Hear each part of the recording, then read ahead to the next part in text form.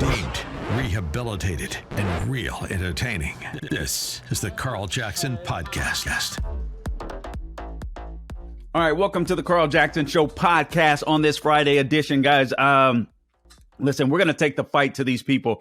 On November 8th, we get to determine who's in charge of the government. And I am so looking forward to Tuesday. I am so looking forward to Election Day. I know that it'll be election season in some blue cities, blue states across the country. But for the most part, we will be able to find out who's running the country. Is it us or the government? Not necessarily the Republican Party, but we got to kick these bums that are out of office out. Now, you are listening to the Carl Jackson Show podcast. Please subscribe to the podcast wherever podcasts are found. You can go to SalemPodcastNetwork.com, theCarlJacksonShow.com, and also please support us on Rumble.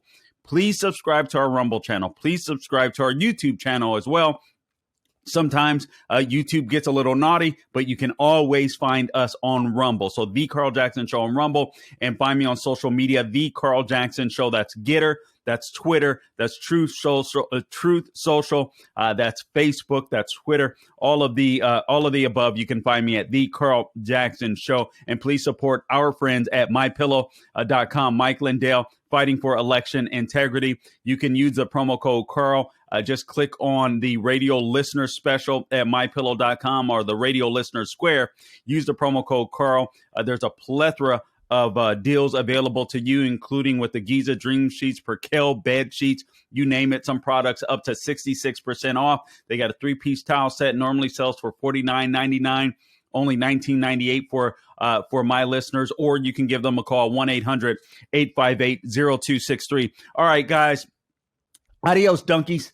That's what's happening on Tuesday. I sincerely believe that. I don't want to get ahead of my skis on this, but the polling is looking extremely good for Republicans. We're not going to win every race, obviously, but we're polling very well in races that people probably just a month ago wouldn't have thought we would have had a chance in.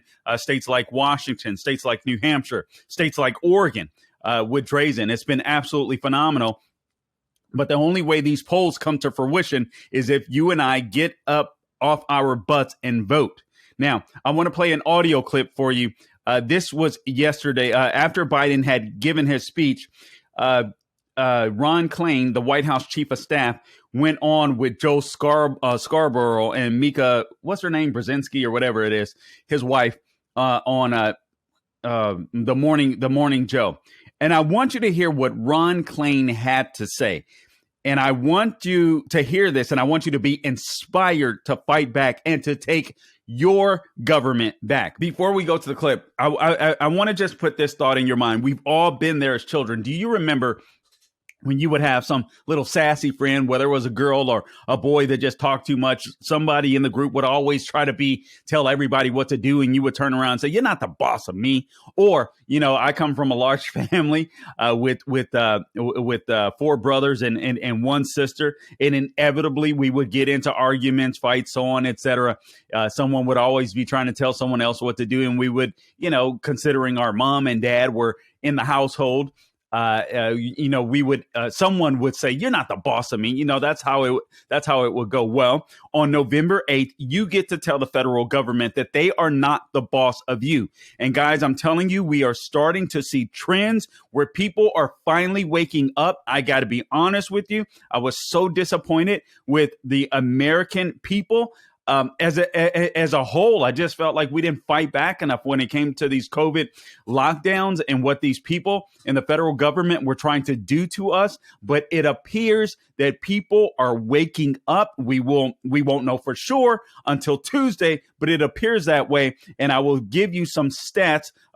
Or actually, I'll go through a couple of columns real quick to prove to you that is occurring. But please, please, please do not rest on your laurels. Don't let the thought come to mind.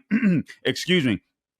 Do not let the thought come to mind that, okay, everything looks good. The polling looks good. It doesn't matter if I show up. Show up. If you get to vote today where you are, go vote today. I like to vote election day, but I'm even considering going. We can vote until Sunday here in Florida. I'm thinking about going out on Sunday and voting and getting that in. Maybe doing what I can on Tuesday to try to convince others to go out and vote. But before we go on, I want you to hear this clip of Ron Klain, because I want you to understand what's at stake. Sometimes I've been using the term liberty and tyranny. That's what's happening on November 8th. That's the choice that we have to make. But let me get a little personal, because I know that sometimes that can sound a little academic. That can sound a little conservative, like, right? You know, those of us that are on our side of the aisle that have our worldview when it comes to freedom, the Constitution, religious freedom. We talk about liberty. We talk about liberty and tyranny all the time. But I think what's at stake is a police state, a bunch of people, a bunch of know-nothings who think they're better than you, telling you what to do. So you have the opportunity to set the record straight and say, you're not the boss of me. I forgot about this, but I do want to read this before we go to the video. This is part of the Declaration of Independence. I'm not going to read it all, but there's a part that always strikes me, that always touches my heart and touches me at the core. And it starts here. We hold these truths to be self-evident, that all men are created equal, that they are endowed by their creator with certain unalienable rights, that among these are life, liberty, and the pursuit of happiness, that to secure these rights, governments are instituted among men, deriving their just powers from the consent of the governed. These politicians, this federal government, they get their power from us. We tell them what powers they can. When they've gone too far, we kick their butts out of office. We're in charge. We the people. That can never become a cliche in the United States. That is the glue that holds our Constitution together. The moment that we forget that, the moment that we allow too many of these politicians, these bureaucracies, to take away our powers, we have lost the American idea. We have lost the American experience. It goes on to say this, that whenever any form of government becomes destructive of these ends, it is the right of the people to alter or to abolish it and to institute new government, laying its foundation on such principles and organizing its powers in such form as to them shall seem most likely to affect their safety and their happiness. Speaking of us, Joe Biden the other day in his speech, I'm glad he gave it. I hope he gives another one on November 7th to convince more independents and conservatives to get out the vote against him. What a moron. What an absolute moron. I'm kind of glad he is coming up, inching up closer to the election. But we do not have a democracy inside of the United States of America. A lot of people use that term, and I understand what they mean by it. Very well-meaning people, and I think some people, even on the conservative side, use it just to be lazy. But democracy is mob rule. For instance, if we had gone through the summer of 2020, or we did go through the summer of 2020, but consider what happened with those BLM riots, with the Antifa riots. If we were to succumb to everything they wanted, we all would have voted for left wingers, right? Now, we know the election was rigged. All right. I completely get it. But the point that I'm trying to make is, if we were to succumb to what BLM wanted, BLM Inc., and what Antifa wanted, we all would have voted for the Democrat Party. That would have been mob rule. They would have gotten their way.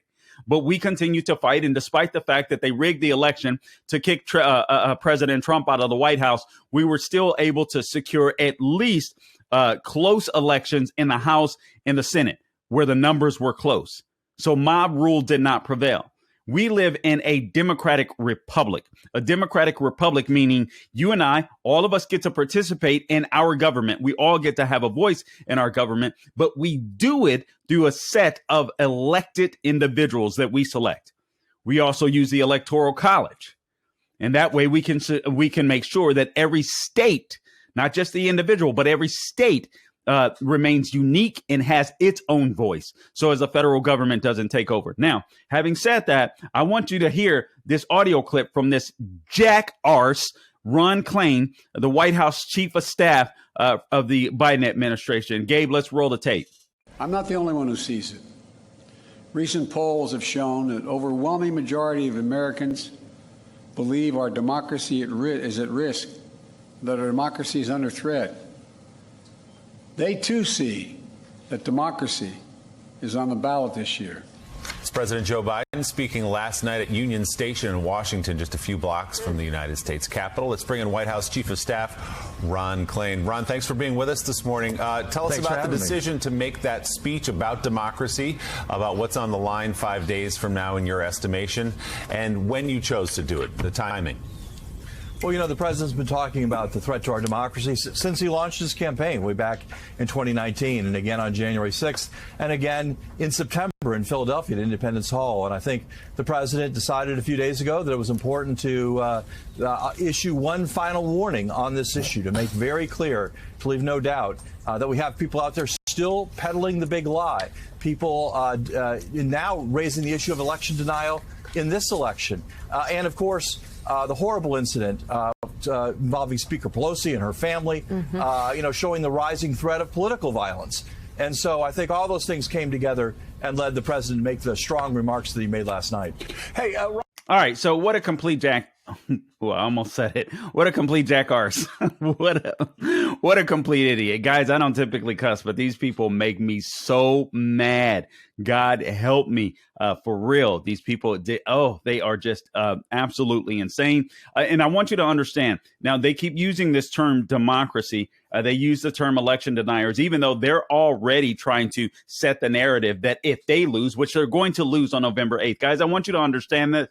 Understand this. The House is a foregone conclusion. The foregone conclusion. What we're fighting over, or some of the governorships, what we're fighting over is the Senate. But it even looks like we may take the Senate. That depends on how motivated you are to get out the vote, and how motivated you are to take someone with you. Put a yard sign in your yard. Make sure you donate to a candidate in the closing this last week, so they can play another ad or two on the radio or on television when more people are paying attention to some of these political races. But this jerk said they're issuing a final warning. Now, some could say, listen, he was talking about, perhaps in contextually, he was talking about a final warning to voters. Listen, this could be the end of democracy. But the way that he framed that, it sounds like they were issuing a final warning to people like you and I.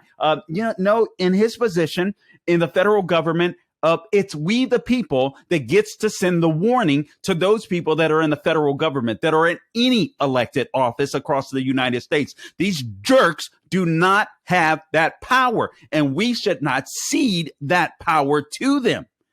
Now, they're already, like I said, they're bringing up this narrative, election deniers, as if Hillary Clinton didn't deny the election, as if Stacey Abrams didn't deny her election, as if not the OG of all election deniers, Al Gore, didn't deny that he lost in 2000. Several recounts, and he kept losing, and he kept wanting to win. So they kept trying to tire people out so that eventually everyone would cry uncle and allow him to be the president. That's why the guy's a nutcase, and then decided to just lie and continues to lie with this global warming, man-made global warming narrative. But let me offer you some good news, because there is some good news out there. And let me share this one thing with you. This came out a couple of weeks ago. Breitbart had written about this. John Nolte at Breitbart. 21% of black voters support GOP, he says. Lights out donkeys. Now 40% of Hispanics and 21% of blacks are backing the Republican Party. Now, this was as a couple of weeks ago. And from all indications, or actually not a couple of weeks ago, but just over a week ago. And all indications are the numbers are continuing to trend. People are continuing in the black community, in the Latino community. The numbers are continuing to trend towards the Republican Party. I think we're going to see some upsets in races perhaps we didn't expect. Make sure you support races like Myra Flores. Those will send a resounding message to the Democrat elite, if you will. The article goes on to say the issue of inflation and the feeling that the White House hasn't done enough to address it is helping Republicans score significant inroads in the Hispanic and among Hispanic and black voters. Both demographic groups that Democrats have long relied on for support. That's what USA Today wrote. That was about a week ago.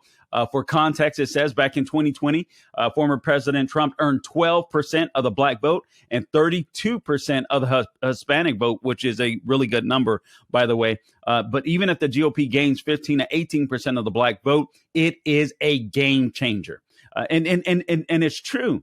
You know, all of these efforts have not been for naught. I mean, whether it's black conservatives like Walter Williams, Thomas Sowell, Larry Elders. I mean, a plethora of people that I'm going to forget. The Young Guns, the Candace Owens, the Officer Tatums of the world.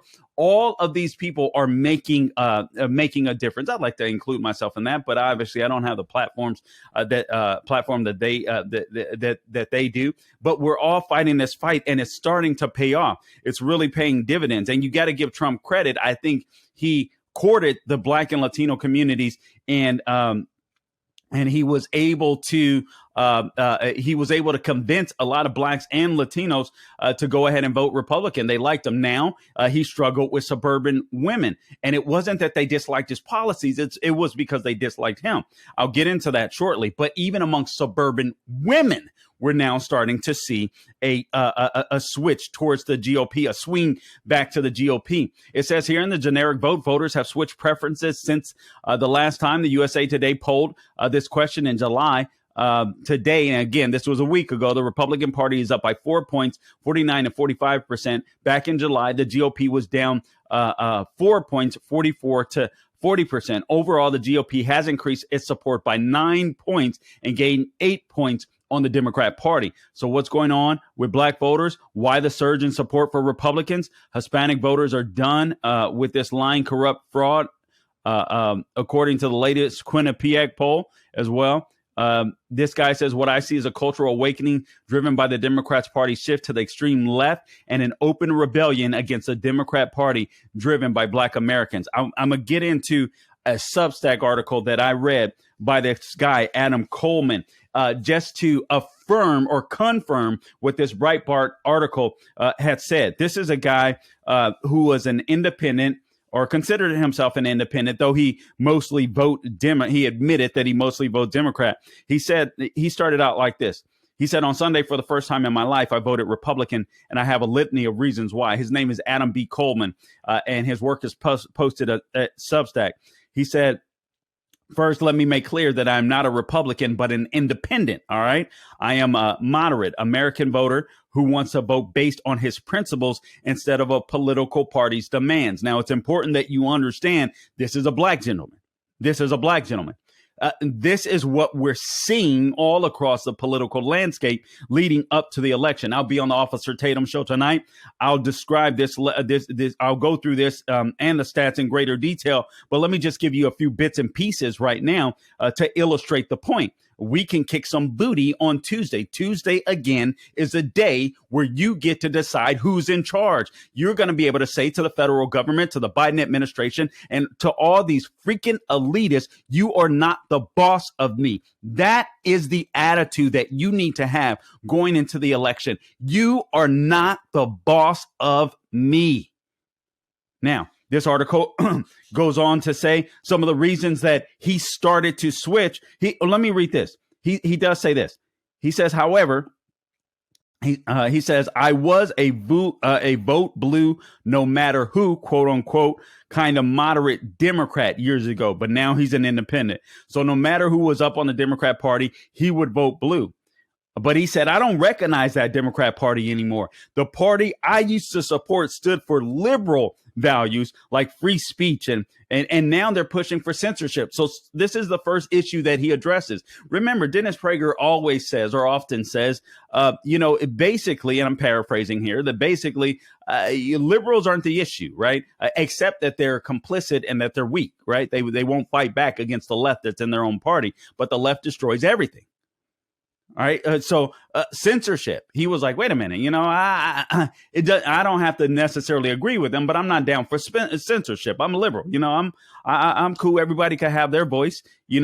A child mutilation. He said this became an issue to him. He said, if you told me 6 years ago as a Democrat the Democrats would be into child mutilation, and not only and not only acceptable, accepting it, but telling people they should desire it. And then if they reject it, you're the bigot.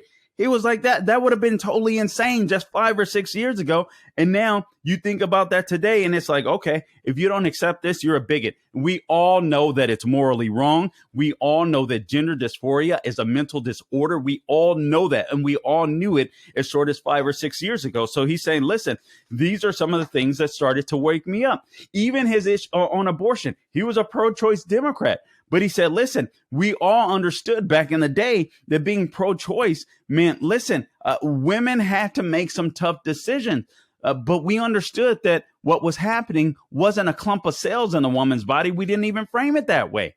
He said everyone knew what was happening. Everyone knew that the woman was having an abortion, that the woman was aborting her child. That the woman, these are my words, the woman was killing the baby. But liberals' view was, just as Bill Clinton used to say, it should be safe, legal, and rare. Now he's like, people are just straight up abortion, and they're pro-abortion, and they're flippant about it. He talked about Stacey Abrams, the flippant manner in which she addresses abortion. And then he went on to say parents at school board meetings are being called domestic terrorists when all they want to do is make sure that their children have the best education possible. He was like, when did that happen? When did that happen? So these are some of the issues that caused him to start waking up as a black man, as an independent black voter, I should say. Another thing that he said was the management of all things COVID related. Now he was like, the federal government was telling people they had to get a jab in order to return to their jobs. He was like, what is that? His wife was forced to get a jab. If I understand this correctly, his wife was forced to get a jab. He was like, nah, I'm not doing this. I'm not getting a jab. He was like, it was just authoritarian. And he noticed that just a few months prior to these vaccines being unrolled, he made mention of how his party, people in his party, were overwhelmingly saying, listen, I don't trust this Trump vaccine, so I'm not getting this Trump vaccine. But then all of a sudden they are. I mean, it's absolutely amazing. And then what else does he say here? He talks about the lockdowns, just shutting down business, how that was just totally antithetical, basically, to Americanism, and the federal government being able to determine who's non-essential and who's not. You guys have heard me argue about this plenty of times, but the federal government determines who's non-essential. Are you going to be able to tell your kids when you have to feed them, I'm sorry, I'm non-essential, so you guys are going to have to starve to death? Of course not. But this is a good indicator. This article, a great article, and I'll go into it. I'll be a little more in depth about it tonight when I'm in for Officer Tatum. But the title is I Voted Republican for the First Time, and here is why, by a gentleman by the name of Adam B. Coleman. Another article, Epic Times, suburban women voters swing to GOP could lead to historic midterm win. All right, so polling has become inaccurate. This was an article by Richard Barris. Or actually, it was written by someone else, but Richard Barris is with Big Data Poll, I believe it is, and he's very popular online. He's one of the more accurate pollsters out there, or analyzing polls as well. But he's basically said polling has become so inaccurate, especially in the 4 election cycles, because he says there's a lack of balance, there's a lack of integrity, there's a lack of transparency within the voting or polling, and it's been misused by media to influence voters. Listen to this, and donors. Remember back in the day when Rush Limbaugh used to say, "I don't look at polls because polls are meant to shape the news," or something to that effect. I'm paraphrasing, but he was absolutely right. He was absolutely right. So here's where the big data polling by this gentleman, Richard Barris, has seen large swings of people swinging to the GOP. College educated people. Remember when they were, Trump can't get the college educated back in the day? Well, now college educated people are swinging back to the GOP. Independent voters are likely as well to make a huge impact. And you just heard this column that I went through by this guy, Adam B. Coleman. He said a large group of these independents happen to include the suburban mom, which is reflective in the generic ballot polling, where the GOP have a significant lead over the Democratic Party. Now, when it comes to generic ballot polling, what I mean by that is they'll ask a group of people, all right, what party do you intend to vote for? Not specifically what candidate, but what party. And you got suburban women saying, we're going GOP.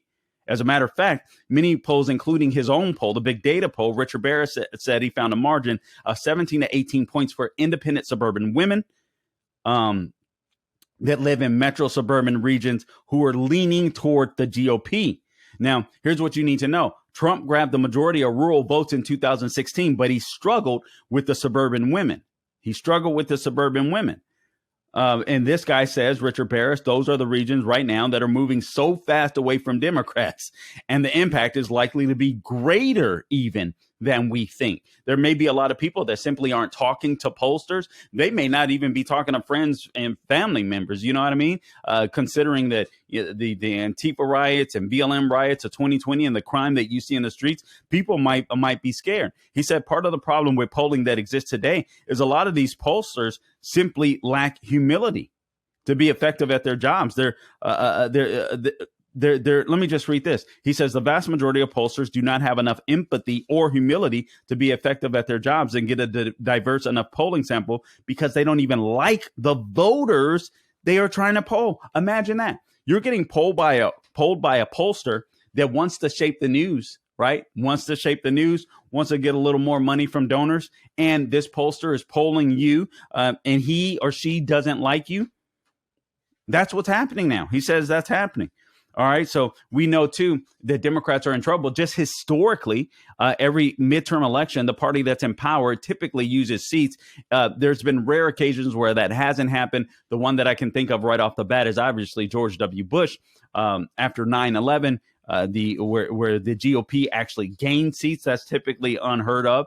Things that didn't work for the Democrat Party, and this is the stuff this is why I'm so thankful that Biden gave that speech the other night. Doesn't make any sense to me, but if he wants to do that and continue to kill the Democrats' chances, I'm glad. But he tried to tie this Paul Pelosi attack. No one trusts the FBI anymore, right? No one trusts the FBI in their right mind. As a matter of fact, I'm going to be doing a podcast soon on Seth Rich. All right, like if I die, I didn't kill myself. All right, but I'm going to be doing a podcast on this Seth Rich thing. Everything that used to seem conspiratorial to me, now I'm like, okay, the FBI is so freaking corrupt. I just don't believe them. I want new investigations, right? I was never that person. I was not that person just a couple of years ago. Now I don't believe anything that the FBI is associated with. They have lost all and complete credibility with me, and I do believe that they need to be dismantled. There's ways to do it where some can become U.S. Marshals, some of the good guys, so on, et cetera. I don't think the good guys should have to go bye-bye, but I do think the FBI as an organization needs to go bye-bye. They moved from just doing law enforcement, federal law enforcement, to this intelligence and all this kind of stuff, and it is just not working well. And they have turned those tools against American citizens, and it's just not working out well. So the J6 thing didn't work. Paul Pelosi, everyone knows that story. There's something really fishy about that story. No one in their right mind isn't skeptical, I'll put it that way, about that story. But, one of the things some of the things that Biden did in his speech was he ignored the real issues of people. People are struggling with the cost of living, with inflation, the economy, jobs. People are really concerned about that. People are concerned about crime. So talking about Paul Pelosi or talking about abortion, that's just not cutting it right now. It's just not going to happen. Here's a quote from the guy, Barris. Well, one thing that he said first is Dems misread the 2020 elections.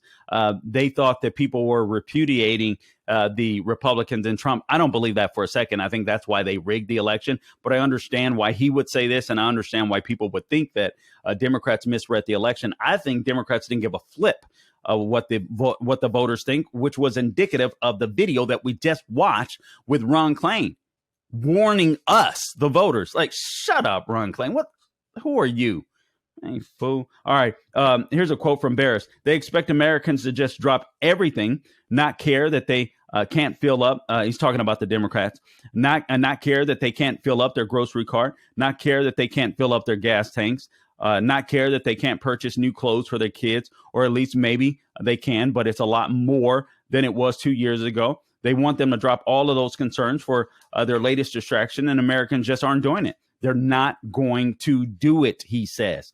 All right. So the economy, inflation, jobs are still big issues. Immigration is a big issue, but it comes down to number 3 and abortion after that.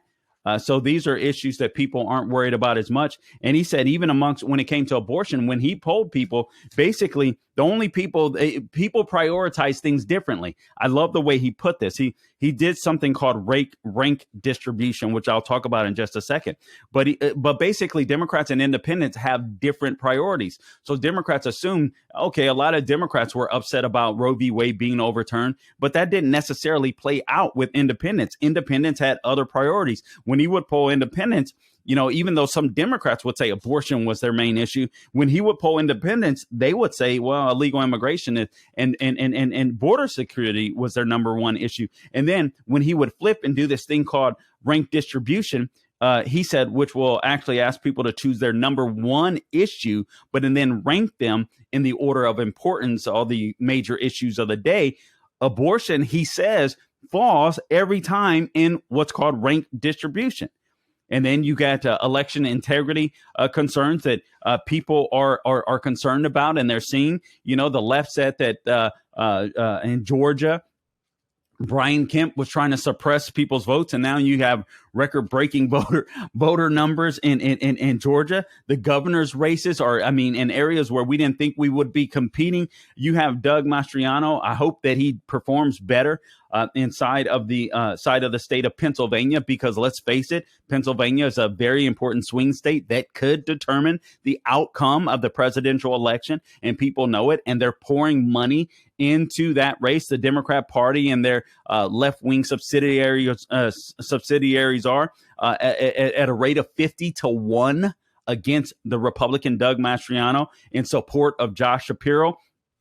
So if you're listening in PA, make sure you get somebody out to vote. If you want to be the person in charge, if you want the people to be in charge of their government, you better vote Republican. I don't typically say this, but you better vote Republican, and you better vote Republican down the line. You better vote Republican down the line. It's insane what we're seeing. But that is the good news. Suburban women, blacks, and Latinos are swinging towards the GOP. And I don't think there's anything at this point leading up to the election that the left can do to stop it. The House is a foregone conclusion.